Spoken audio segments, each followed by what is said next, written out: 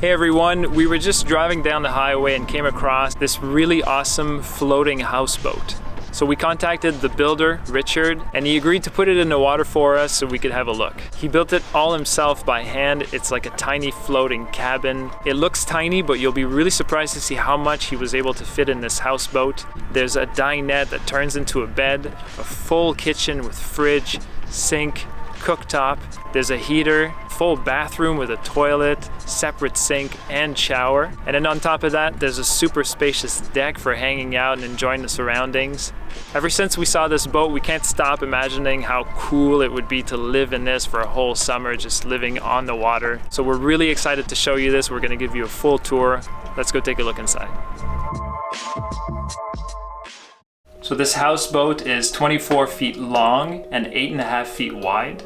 It weighs 5,700 pounds and it's set up on 3 aluminum pontoons. There's a gas motor with a 192 liter gas tank at the front. For solar power, there's a 260 watt solar panel hooked up to two 6-volt AGM sealed batteries. And there's a 30-pound horizontal propane tank used to power the heater, the cooktop, and the hot water heater. So when you come in, this is the whole living area. So there's a little dinette here that converts into a sleeping area. You just remove the leg, lower the table, and make your bed. There's also a bunch of storage underneath the benches like this. Over here is a pretty nice and spacious kitchen. There's a sink, a propane stove, and actually quite a bit of counter space. And over here is the fridge. It's 4.5 cubic feet. It's electric and it runs entirely off the solar power system. There's a ton of storage. And there's some nice handmade drawers here. For the heater, it's a little propane Martin heater here.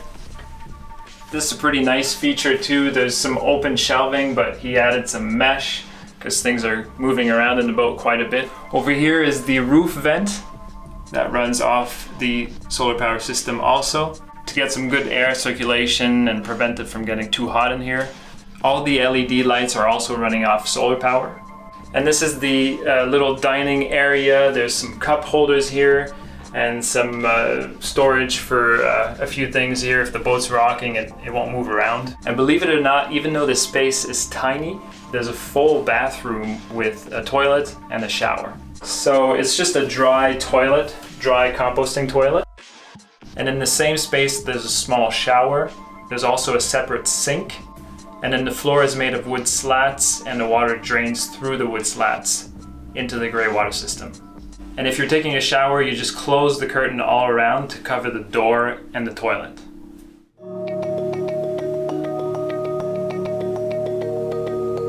The sink in the kitchen, the sink in the bathroom, and also the shower all run off a 12-volt pump.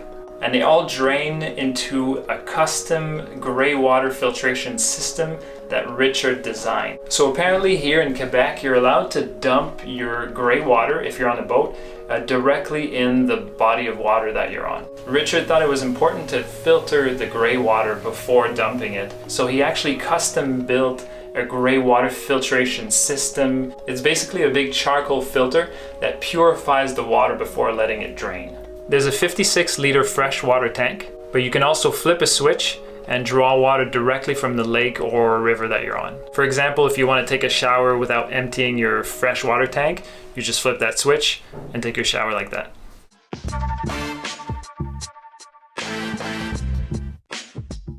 It's cool that there's a bunch of windows in here. You can get a really nice view from pretty much every angle. You can open a few of them so you can get some nice airflow. There's also the big patio doors at the front. And a really nice touch is that he put some small glass panels at the edge here. And it's just a really nice touch. It gives it a cool effect. You'll notice all the woodwork, all the cabinetry, the beams, the ceiling, everything has been made by hand by Richard. He's actually a woodworker, a professional woodworker. So you can tell that everything's beautifully crafted and made with a lot of care. For the wood, he used mostly white cedar, which is one of the lightest woods in the world, and it's great to use on a boat because it doesn't rot like other types of wood. And one of the coolest things about this mini floating house is the huge patio door leading onto a deck. Right now, this boat is kind of set up more as a fishing boat, but he's actually planning on building one that's more of a home. So there's going to be some couches on the outside, and it'll be set up a little bit more just for hanging out. There's also an awning that you can set up for shade and to protect against the rain.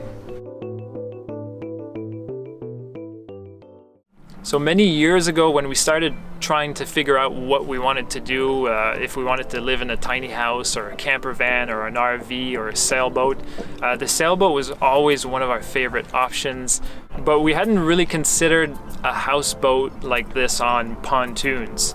And one of the advantages to this as opposed to a sailboat, I guess, is that you don't need to learn how to sail. And your living space is above the water, so you would have a lot more light. It just seems like a nice living space. So if you're interested to learn more about this boat and what Richard's working on, you can check out the link to his website. It's going to be in the description of this video. Please share this video if you liked it and subscribe to see more like this.